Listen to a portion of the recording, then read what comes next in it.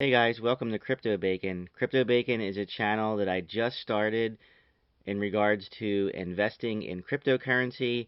I want to share with you my journey with my investments and also try and bring you guys up to date on what's happening in cryptocurrency in today's news. So what I have here, guys, is a article about Jim Cramer, how he rips into cryptocurrency and other assets, and he urges investors to stay away. What I want to do is play this video for you guys, and I would appreciate if you guys would watch the video to the very end. And please drop a comment and let me know if you agree or disagree with what Jim Cramer is saying. If you guys like the video, please give me a like and please subscribe to the channel and help me grow this channel. I really want to keep you guys up to date with my experience and also any upcoming trends within cryptocurrency. Hey, I'm Cramer. Welcome to Mad Money. Welcome to Cramerica. People will make friends. I'm just trying to not lose you a lot of money. My job is not just to entertain, but to educate, teach. Put this one in context, because it's getting nasty out there. Call me, 1-800-743-CBC, or tweet me at Jim Cramer. We're witnessing one of the worst shakeouts I've seen of late, with the Dow sinking another 308 points today, S&P plunging 1.1%, NASDAQ plummeting 1.12%. Lots of stocks are getting hurt, but just like the first 5 or 6 months of the year, it's really anything speculative that is right in the middle of the blast radius. So you know what? We're going to break form here. We're going to start with crypto. Yeah, I usually don't do that. I usually go to the stock market, right? Crypto. Why? Because I'm beginning to think that these are Seinfeld assets. They're about nothing. The other day, David Faber and I interviewed Gary Gensler, chairman of the SEC. He was on to announce a deal with China where their companies would finally play by our accounting rules. Maybe that's the first step to making some of the newer Chinese stocks that trade here into something more than a worthless parlor game. Near the end, I asked him if he had a look at all the new crypto coins trading on some of these exchanges. He was circumspect. So I went one step further, and I asked, well, what would happen if my colleague, partner, buddy, pal, friend David and I created a coin, took a lot of it down, and then listed the classic front-run pump and dump? He suggested that we would need, well, let's say, good lawyers. Now, one outfit that I don't mean to pick on, Coinbase, they have more than 200 tradable coins. I'm not exaggerating when I say they seem to be changing by the hour.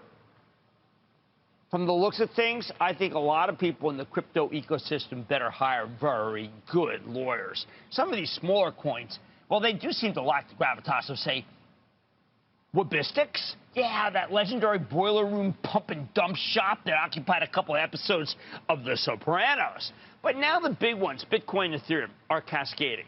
I'm beginning to wonder whether one day, sometime soon, we won't even need to have these quoted on the side of the television screen anymore. Won't need, or maybe shouldn't.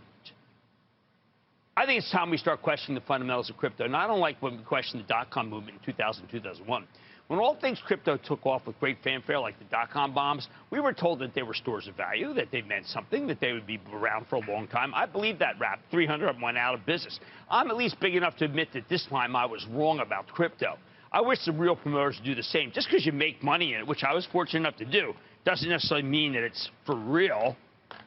Hey, then there was this period where every athlete and celebrity were showing up in these crypto ads, a brooding Joel Embiid, a hilarious time-traveling Matt Damon, a young as ever Tom Brady, LeBron James going to the league, Reese Witherspoon, who's a genius, and even Gwyneth Paltrow, who's above everything, but still didn't go to her cousin Rebecca's wedding. Oh, yeah, and Aaron Rodgers took some of his salary in Bitcoin. Does anyone like that guy? I hope H.A. Dillon and Romeo Dubes click with him. They're two of the guys, draftees on the Ski Daddies there, because I don't know anybody else who does. Now, everybody who's promoted this stuff is looking pretty funny, and the public companies that jumped on crypto as an actual currency seem to have wasted a lot of time and money. In the pain parade, I start with crypto because I think that there was a huge amount of capital being used to prop up Bitcoin at 20,000, and the fingers in the dike are now looking mighty tired. Now, again, every one of the public companies are involved. I don't blame them. There was a lot of public demand. That's what they wanted. They're just doing what the public wants. But maybe the public needs to know better. That's what I'm trying to do. Not criticize the companies, but just make it so that you know better. Next up, there are heat-seeking missiles coming after the SPACs and the recent IPOs because so many of them are, yes, running out of money. I have to hand it to Lucid, the car company, which came out and said they're looking to raise $8 billion in not too distant future. Stock got slammed today, but if you want to beat Tesla at their own game, I guess you might as well borrow like Tesla used to borrow.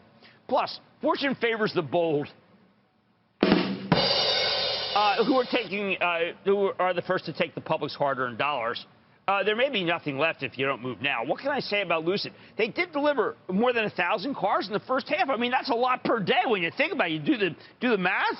1,000. Well, yeah, you know, but that's more than 125 they delivered last year. That's arithmetic when you get that low. I guess you got to start somewhere. Of course, Lucid got crushed today, and we're seeing something similar happen to a lot of the Flotsam and Jetsam securities. You know, I was just throwing something in the air. I was thinking, like, Rent the Runway. I'm looking at some of the Rent the Runway here. The Figs, yeah, like Newton, no. Stitch Fix, well, yeah. Allbirds, Warby Parker, Weber, Traeger, Symbol Cook. Yeah, there are too many to name. As for the SPACs, I can't really mention them on air because this is a family show, and I might say something I shouldn't.